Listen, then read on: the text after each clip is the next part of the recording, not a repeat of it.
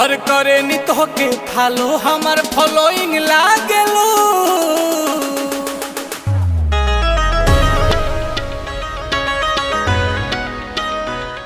ए जान साचो फिल्म के हीरोइन लागेलू। झटक के तू मटक के चले लो। ए जान साचो फिल्म के हीरोइन लागेलू।